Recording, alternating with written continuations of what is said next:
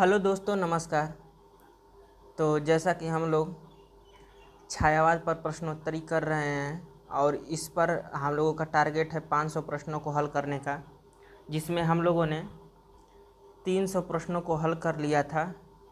यदि आपने पिछली वीडियोज नहीं देखी है तो नीचे डिस्क्रिप्शन बॉक्स में लिंक है, वहाँ से जा कर के देख सकते हैं, या प्लेलिस्ट में छायावाद युगीन प्रश्नोत्तरी जा कर के देख सकते हैं। तो आइए आज की हम लोग प्रश्नोत्तरी स्टार्ट करते हैं और इसके माध्यम से हम लोग 50 प्रश्नों को हल करेंगे और देखेंगे कि छायावाद पर हमारी कैसी पकड़ है और हम कितने प्रश्नों को हल कर सकते हैं।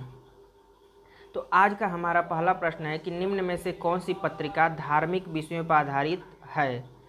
ऑप्शन है आपके सामने सरस्वती, माधुरी, मर्यादा, कल्याणी। सही उत्तर का आप लोग चयन करें। तो जैसा कि आपका सही उत्तर हो जाएगा कल्याणी पत्रिका। कल्याणी पत्रिका धार्मिक विषयों पर आधारित थी। ठीक है। इसके बाद अगला प्रश्न है दूसरा नंबर, यानी 302 भी कह सकते हैं, कि कल्याणी प्रसाद कृत किस नाटक की पात्रा है। ये नाटक है राजश्री, ध्रुव स्वामिनी, चंद्रगुप्त, स्कंदगुप्त प्रसाद के नाटक हैं। आपको बताना है कि कल्याणी इसमें से किसकी पात्र है। तो आपका जो सही उत्तर हो जाएगा वो हो जाएगा चंद्रगुप्त। चंद्रगुप्त नाटक की जो पात्र है वो कल्याणी है। और प्रसाद ने जो चंद्रगुप्त नाटक है इसको 1931 में लिखा था। ठीक है। स्कंदगुप्त को 1928 में लिखे थे और ध्रुव स्वामिनी को 1933 में, राज्यश्री को 1915 में। तो देखिए सन भी आप लोग ध्यान दिए रहिए, क्योंकि परीक्षाओं में अगर पूछ दिया गया कि चंद्रगुप्त नाटक कब लिखा गया था तो ये चीज़ भी आपके लिए ज़रूरी हो जाएगी, क्योंकि रैंडम क्वेश्चन आ सकते हैं, नॉर्मल ही क्वेश्चन है, लेकिन जब नहीं आता है प्रश्न तो बहुत दिक्कतों का सामना करना पड़ता है, छोटे प्रश्न भी गलत हो जाते हैं। अगला प्रश्न देखते हैं 303 नंबर। सही चिन्ह बताना, सही चिन्ह लगाइए कौन सा उपन्यासकार है। सेवा सदन किसका उपन्यास है। प्रेमचंद, सुदर्शन, जैनेन्द्र, कौशिक। तो जैसा कि हम लोग जानते हैं कि मुंशी प्रेमचंद ने ही सेवा सदन लिखा था। कब लिखे थे। तो सेवा सदन को इन्होंने 1918 ईस्वी में लिखा था। ये चीज़ ज़रूर आप ध्यान दीजिए। अगला है निर्मला। निर्मला उपन्यास किसका है। तो ये भी आपके सामने ऑप्शन है अज्ञेय, प्रेमचंद, अश्क, अमृतलाल नागर। सही उत्तर का आप लोग चयन करिए। तो जैसा कि आपका जो सही उत्तर हो जाएगा वो हो जाएगा मुंशी प्रेमचंद। इन्होंने ये निर्मला लिखा है और ये कब लिखे थे। तो 1927 ईस्वी में लिखे थे। देखिए यदि हमारी वीडियो आपको स्लो लग रही हो तो आप 2x स्पीड पर करके देख सकते हैं, आपको बेटर फील होगा। अगला प्रश्न है कि तितली। तितली उपन्यास किसका है। जयशंकर प्रसाद, उग्र, ऋषभ चरण जैन, पंत। सही उत्तर का आप लोग चयन करें। तो जैसा कि आपका जो सही उत्तर हो जाएगा वो जयशंकर प्रसाद हो जाएंगे। इन्होंने ही तितली उपन्यास लिखा है। कब लिखे थे। तो 1934 ईस्वी में। ठीक है। 1934 में तितली लिखे थे। देखिए जयशंकर प्रसाद सिर्फ 3 ही उपन्यास लिखे हैं और उसमें एक अपूर्ण है, और इससे हमेशा क्वेश्चन बनते रहे हैं। तो पहला तो आप नोट कर लीजिए तितली 1934 ईस्वी। इसके बाद जो दूसरा है वो कंकाल है। कंकाल, कंकाल को कब लिखे थे। तो 1929 ईस्वी में। इसके बाद इनका एक अपूर्ण उपन्यास है इरावती। ये क्वेश्चन भी पूछा जाता है कि निम्नलिखित में से कौन अपूर्ण है। और जैसे कि मान लीजिए मंगलसूत्र को तो सब लोग जानते हैं कि प्रेमचंद का अपूर्ण उपन्यास है। इरावती भी अपूर्ण है। इरावती को इन्होंने कब लिखा था। तो 1936 ईस्वी में। ये चीज़ ध्यान दीजिए। इनके 3 ही हैं रचना, तो ज़्यादातर लोगों को ध्यान में रहनी चाहिए कि अगर इससे क्वेश्चन बने तो छूटे ना। अगला प्रश्न है कि परख। परख किसका उपन्यास है। निराला, जैनेन्द्र, वृंदावनलाल वर्मा, मैथिली शरण गुप्त। 306 का आप लोग सही उत्तर का चयन करें। तो जैसा कि आपका सही उत्तर हो जाएगा जैनेन्द्र कुमार का है। और कब लिखे थे परख को? तो इन्होंने 1929 में लिखा था। 1929 ईस्वी में परख लिखे थे। अगला है त्यागपत्र। त्यागपत्र किसका उपन्यास है? इलाचंद जोशी, प्रसाद, जैनेन्द्र, प्रेमचंद। सही उत्तर का आप लोग चयन करें। तो त्यागपत्र जो है आपका जैनेन्द्र का ही उपन्यास है और त्यागपत्र को इन्होंने 1937 ईस्वी में लिखा था। 1937 ईस्वी। ये चीज़ ध्यान दीजिए। अगला प्रश्न है चित्रलेखा। चित्रलेखा किसका है उपन्यास? यशपाल, वृंदावनलाल वर्मा, निराला, भगवती चरण वर्मा। तो आपका सही उत्तर हो जाएगा भगवती चरण वर्मा। चित्रलेखा को इन्होंने 1934 ईस्वी में लिखा था और इसमें कुमार गुप्त, गिरिगुप्त के माध्यम से ये दिखाया गया है, पाप पोड़ी को दिखाया गया है। मुख्य रूप से इसकी विषय वस्तु पाप पोड़ी से ही संबंधित है। तो ये चीज़ ध्यान दीजिए आप लोग। अंतिम आकांक्षा, राहुल संकीर्तन, सियाराम शरण गुप्त, प्रसाद, माधवी वर्मा। अंतिम आकांक्षा किसका उपन्यास है? तो जो आपका सही उत्तर हो जाएगा वो सियाराम शरण गुप्त हो जाएगा। आइए हम अगला प्रश्न देखते हैं। प्रश्न नंबर 10, कुंडली चक्र किसका उपन्यास है? वृंदावनलाल वर्मा, निराला, प्रेमचंद, गुलाब राय। तो आपका सही उत्तर हो जाएगा वृंदावनलाल वर्मा।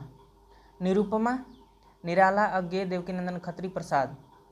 तो निरुपमा जो है वो निराला का उपन्यास है। विराटा की पद्मिनी, ये इम्पोर्टेंट है। वृंदावनलाल वर्मा, राधिका प्रसाद, रमण सिंह, भगवती चरण वर्मा, उग्र जी। सही उत्तर का आप लोग चयन करें। तो जैसा कि आपका सही उत्तर हो जाएगा जो विराटा की पद्मिनी है वो वृंदावनलाल वर्मा का उपन्यास है और इसको कब इन्होंने लिखा था? तो 1936 ईस्वी में लिखे थे। ये चीज़ भी आप लोग ध्यान दीजिए। इसके बाद है अप्सरा किसका उपन्यास है? प्रेमचंद, निराला, जैनेन्द्र, अश्क। बताइए। तो अप्सरा जो है वो निराला जी की है। इसके बाद राम रहीम किसकी है उपन्यास? निराला, राधिका प्रसाद, रमण सिंह, प्रेमचंद, भगवती चरण वर्मा। तो जो राम रहीम है वो राधिका रमण प्रसाद सिंह का है उपन्यास और इसमें दो धर्मों को साथ लेकर के चले हैं लोग, राम और रहीम। ठीक है। अगला है कि जैनेन्द्र का प्रथम उपन्यास कौन सा है? त्यागपत्र, कल्याणी, परख, सुनीता। सही उत्तर का आप लोग चयन करें।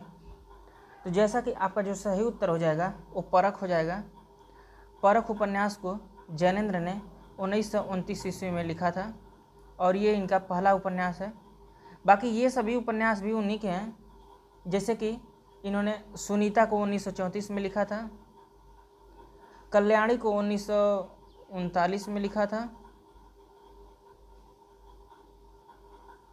और त्यागपत्र को 1937 ईस्वी में लिखा था। ठीक है। तो ये चीज़ आप लोग ध्यान दीजिए। देखिए जितने बार ऑप्शन लिखेंगे उतना आपको क्लियर होगा, आप के जहन में बैठेगा और आपको ध्यान में रहेगा कि इसका सन क्या है, इसका सन क्या है। क्योंकि अगर मान लीजिए परीक्षाओं में पूछ दिया गया है, जैसे त्यागपत्र ही दे दिया गया कि जैनेन्द्र का जो उपन्यास त्यागपत्र है कब लिखा गया था, तो ये प्रश्न गलत नहीं होना चाहिए कि 1937 में लिखा गया। अगला प्रश्न हम देखते हैं 316 कि निम्न में से जैनेन्द्र का कौन सा उपन्यास छायावाद युग का नहीं है? परख, सुनीता, सुखदा, त्यागपत्र। तो जैसे कि छायावाद का जो अंत था 1936-37 तक हो गया था, तो इसके बाद जो रचना की गई वो छायावाद युग की नहीं होगी। तो आपको बताना है कि इनमें से कौन है जो छायावाद युग का इनका उपन्यास नहीं है। तो जो आपका सही उत्तर हो जाएगा वो हो जाएगा ऑप्शन नंबर 3, सुखदा। सुखदा इनका जो है उपन्यास वो छायावाद युगी नहीं है, क्योंकि इसको इन्होंने 1952 ईस्वी में लिखा था। ठीक है। अगला प्रश्न देखते हैं, प्रश्न नंबर 17 कि निम्न में से वृंदावनलाल वर्मा का कौन सा उपन्यास सामाजिक उपन्यास है? विराटा की पद्मिनी, गणकुम्हार, मृगनयनी, प्रत्यागत। तो सही उत्तर का आप लोग चयन करें। तो आपका जो सही उत्तर हो जाएगा वो प्रत्यागत हो जाएगा, क्योंकि वृंदावन लाल वर्मा का ये जो विराटा की पद्मिनी है ये ऐतिहासिक टाइप का उपन्यास है, और गढ़ कुम्हार, मृगनयनी ये सब सामाजिक में आपका प्रत्यागत ही हो जाएगा। और यदि आप इसका सन देखना चाहें तो विराटा की पद्मिनी इन्होंने 1936 में लिखा था, गढ़ कुम्हार को इन्होंने 1929 में लिखा, मृगनयनी को इन्होंने 1950 ईस्वी में लिखा। तो इस तरह से सन भी आपको लिए बहुत ज़रूरी है। अगला है प्रश्न कि शैतान की आंखें किसका अनुदित उपन्यास है? भगवती चरण वर्मा, प्रसाद, सुदर्शन, राहुल संकीर्तन। तो 318 का जो आपका सही उत्तर हो जाएगा वो राहुल संकीर्तन हो जाएगा। ठीक है, इन्होंने ही ये अनुदित उपन्यास लिखा है। अगला है 319 नंबर। 3 वर्ष उपन्यास के लेखक हैं भगवती चरण वर्मा, प्रेमचंद, सुदर्शन, जैनेन्द्र। तो आपका सही उत्तर हो जाएगा भगवती चरण वर्मा। इन्होंने ही 3 वर्ष उपन्यास 1936 ईस्वी में लिखा था। अगला है, और ये बहुत ही इम्पोर्टेंट प्रश्न है कि गोदान का गोबर किस वर्ग का प्रतिनिधित्व करता है? सामंतशाही को चुपचाप सहन करने वाला वर्ग, नई रूढ़ी विरोधी पीढ़ी के किसान युग का, रूढ़िवादी परंपरा को मानने वाले वर्ग का, समाज सेवा करने वाले वर्ग का। सही उत्तर का आप लोग चयन कर लीजिए। तो जैसा कि गोदान में जो गोबर है वो नई रूढ़ी विरोधी पीढ़ी के किसान वर्ग का प्रतिनिधित्व करता है। ये जो रूढ़ियाँ पहले से चली आ रही थी उसका विरोध करता है। अगला है कि प्रेमचंद का सबसे प्रसिद्ध और अंतिम उपन्यास कौन है? गबन, रंगभूमि, गोदान, कर्मभूमि। तो जैसा कि आप सभी लोग जानते हैं कि जो अंतिम पूर्ण रूप से और प्रसिद्ध उपन्यास इनका था वो गोदान ही था, क्योंकि इसके अंत में एक मंगलसूत्र लिखे थे और वो भी पूर्ण नहीं हुआ था, अधूरा ही रह गया था। तो प्रेमचंद के उपन्यासों को तो आप लोग रट ही जाइए। बाकी गबन कब लिखे थे? तो 1931 ईस्वी में लिखे थे। उसके बाद रंगभूमि, तो रंगभूमि 1925 ईस्वी में, गोदान 1936 में, कर्मभूमि 1932 ईस्वी में। ये चीज़ ध्यान जरूर दें। अगला प्रश्न है 322 नंबर कि प्रेमचंद का अपूर्ण उपन्यास कौन सा है? गोदान, निर्मला, कायाकल्प, मंगलसूत्र। तो 322 का जो आपका सही उत्तर हो जाएगा वो हो जाएगा मंगलसूत्र, क्योंकि मंगलसूत्र को इन्होंने पूरा नहीं किया था। अगला प्रश्न है कि होरी महतो प्रेमचंद के किस उपन्यास के पात्र हैं? गबन, रंगभूमि, कर्मभूमि, गोदान। सही उत्तर का आप लोग चयन करें। तो जो होरी और महतो है, होरी महतो है, जैसे देखिए इज्जत देने के लिए महतो का प्रयोग होता है, या टाइटल भी कह सकते हैं। आज भी बिहार साइड में महतो प्रयोग होता है, और उधर आपके झारखंड और छत्तीसगढ़ साइड में भी महतो का प्रयोग होता है। तो होरी जो था वो प्रेमचंद के किस उपन्यास का पात्र है? तो आपका सही उत्तर हो जाएगा गोदान। गोदान का मुख्य पात्र होरी है। अगला प्रश्न है कि गोदान का कौन सा पात्र प्रेमचंद के प्रगतिशील विचारों का वाहक माना जाता है? प्रोफेसर मेहता, होरी, मिस्टर खन्ना, पंडित ओमकारनाथ। सही उत्तर का आप लोग चयन करें। तो जैसा कि 24 नंबर का आपका जो सही उत्तर हो जाएगा वो हो जाएगा प्रोफेसर मेहता। ये दर्शन शास्त्र के प्रोफेसर थे और यही इनके प्रगतिशील विचारों के वाहक हैं। गोदान का प्रकाशन वर्ष बताना है। 1937, 1935, 1936, 1938। तो जैसा कि गोदान जो है 1936 ईस्वी में लिखा गया। अगला प्रश्न है 26 नंबर कि सूरदास प्रेमचंद के किस उपन्यास का पात्र है? एक सेकंड। और आपके सामने ऑप्शन है कर्मभूमि, रंगभूमि, प्रेमाश्रम, प्रेमा। सही उत्तर का आप लोग चयन करें कि सूरदास प्रेमचंद के किस उपन्यास का पात्र है। तो जो आपका सही उत्तर हो जाएगा वो हो जाएगा रंगभूमि। रंगभूमि का ही ये पात्र है। देखिए सन तो आप लोग जरूर ध्यान दीजिए कि जैसे कर्मभूमि 1932 में लिखी गई थी, रंगभूमि 1925 में, प्रेमाश्रम जो है वो आपका 1922 में, प्रेमा जो है 1907 में। ठीक है, ये दो सखियों की स्टोरी है। अगला प्रश्न है कि भगवती चरण वर्मा के किस उपन्यास में पाप और पुण्य की आधार पर व्याख्या की गई है। देखिए ये प्रश्न भी आ गया, अभी पीछे हम लोग बात कर ही रहे थे। 3 वर्ष चित्रलेखा, भूले बिसरे चित्र रेखा।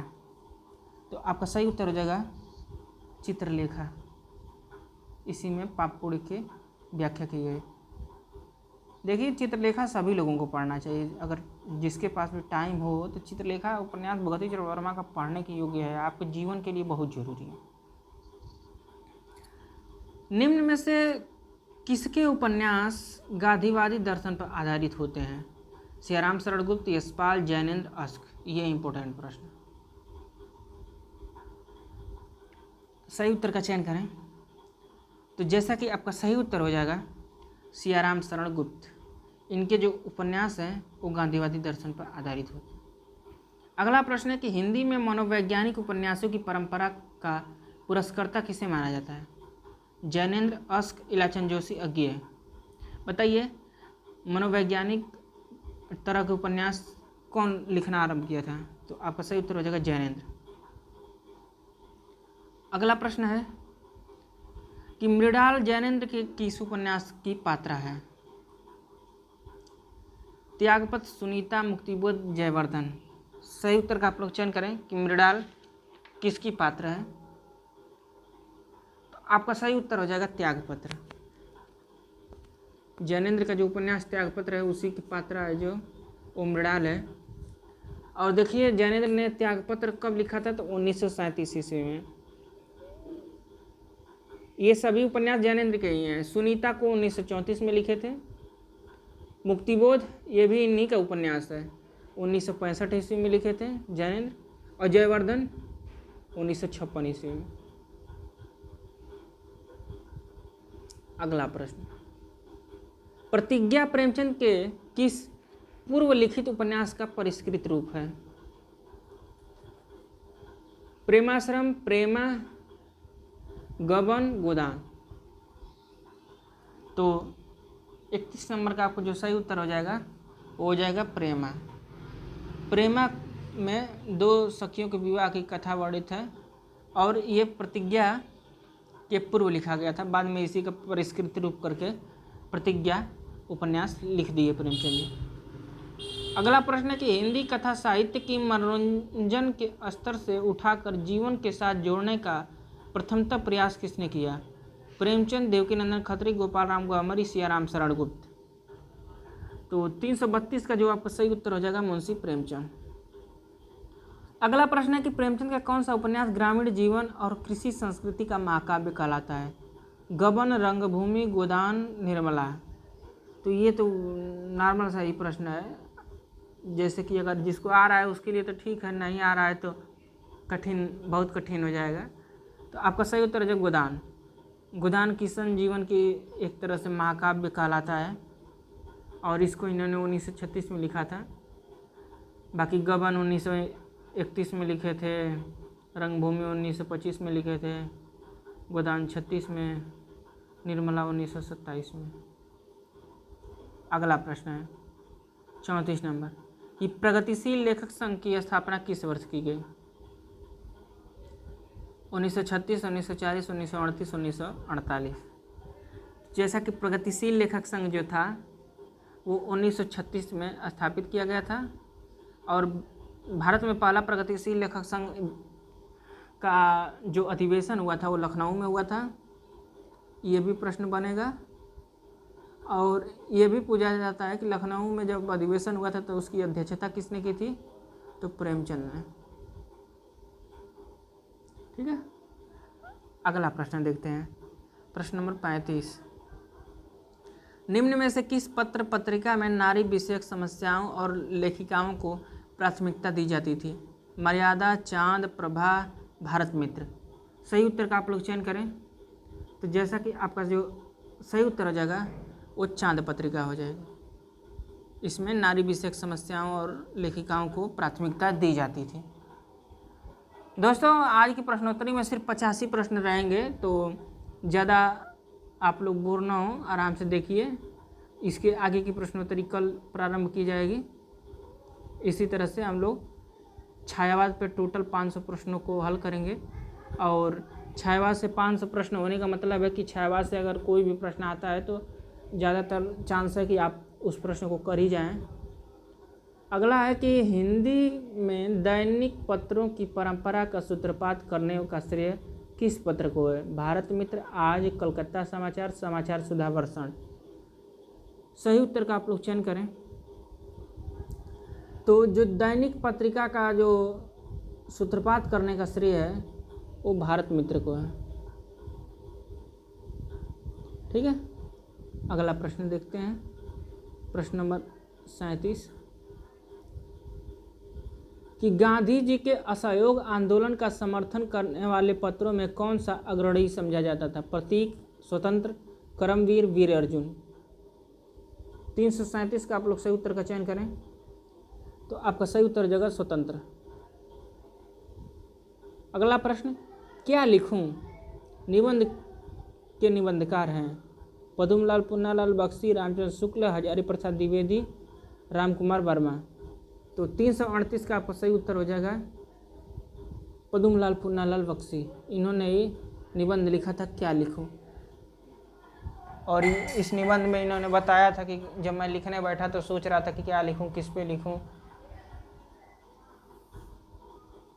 अगला प्रश्न है 338, प्रेमचंद के समकालीन कहानीकार नहीं हैं? जयशंकर प्रसाद, यशपाल, चतुर्थ शास्त्री, सुदर्शन। 338 का आप लोग सही उत्तर का चयन करें। तो जैसा कि आपका सही उत्तर हो जाएगा यशपाल। यशपाल नहीं थे, बाकी ये सभी रचनाकार इनके समकालीन थे, यानी उस समय दौर के रचनाकार हैं। अगला प्रश्न है 340 नंबर, ये 339 था, वो 338 था, मिसप्रिंट हो गया। निम्न में से कौन प्रेमचंद की परंपरा के कहानीकार माने जाते हैं? सुदर्शन प्रसाद, पांडे बच्चन शर्मा उग्र, विनोद शंकर व्यास। तो 340 का सही उत्तर जाएगा सुदर्शन। देखिए प्रेमचंद ने लगभग 300 कहानियाँ लिखी हैं, सुदर्शन की भी लगभग उतनी ही कहानियाँ जाती हैं। सुदर्शन उनकी परंपरा के कहानीकार रहे हैं। मछुआ कहानी के लेखक हैं। देखिए मछुआ नहीं होना चाहिए, मधुआ होना चाहिए। मधुआ लिखिए। मधुआ कहानी बताइए किसकी है?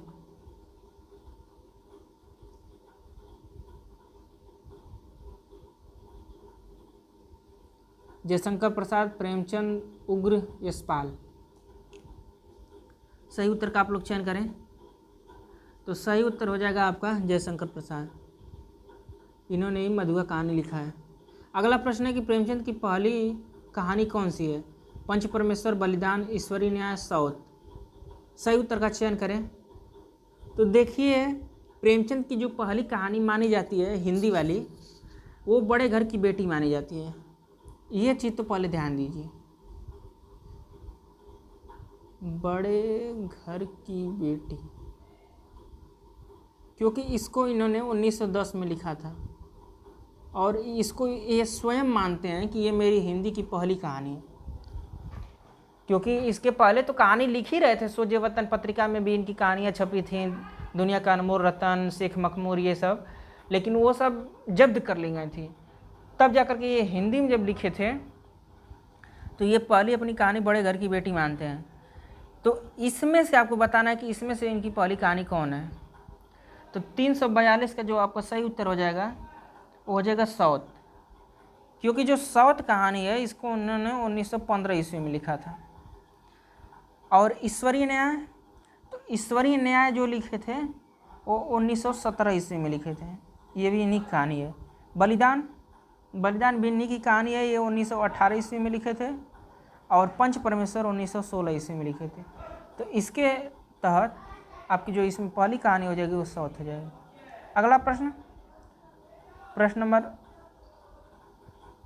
43 कि प्रेमचंद की पंच परमेश्वर कहानी किस वर्ष प्रकाशित हुई?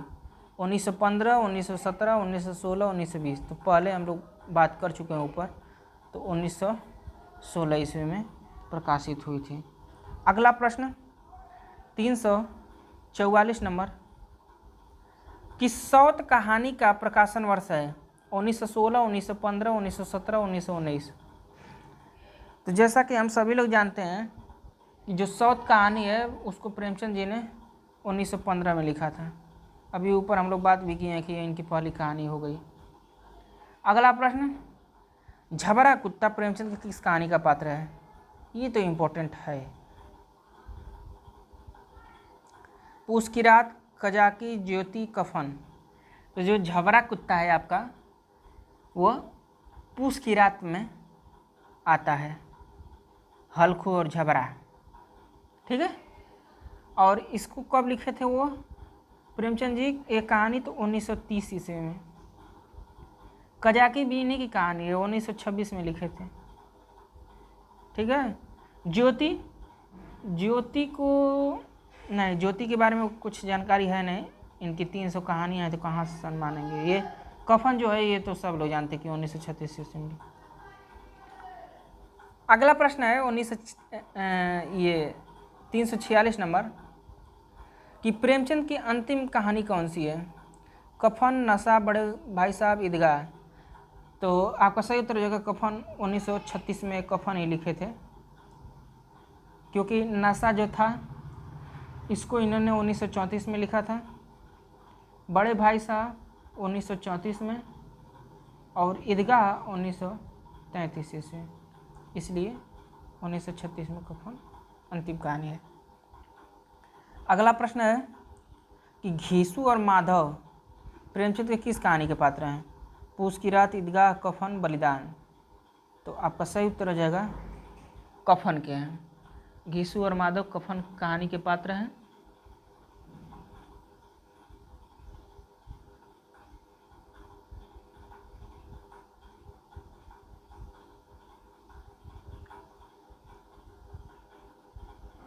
और देखिए इनका सन भी आप लोग देख लीजिए, जैसा कि पूस की रात 1930 में लिखे थे, ईदगाह 1933 में, और कफन 1936 में, बलिदान 1918 ईस्वी में। इनकी कहानियों के वैसे सन कहीं मिलते नहीं है, इसलिए आप लोग जरूर इसको नोट करें। अगला है कि दामुल का कैदी कहानी किसने लिखा? जैनेन्द्र, यशपाल, अश्क, प्रेमचंद। तो 348 का जो आपका सही उत्तर हो जाएगा वो मुंशी प्रेमचंद, ये उन्हीं की कहानी है। अगला है कि पिंजरे की उड़ान किसकी कहानी है? अज्ञेय, यशपाल, भौतिक वर्मा, निराला। तो आपका सही उत्तर हो जाएगा यशपाल।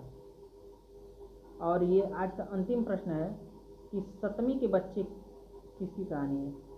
राहुल संकृत्यान, उग्र, नागार्जुन, अश्क। सही उत्तर का आप लोग चयन करें, तो आपका सही उत्तर हो जाएगा राहुल संकृत्यान। इन्होंने ही 7वीं के बच्चे 1935 ईस्वी में लिखा था, ठीक है। इनकी एक और कहानी है, वोल्गा से गंगा।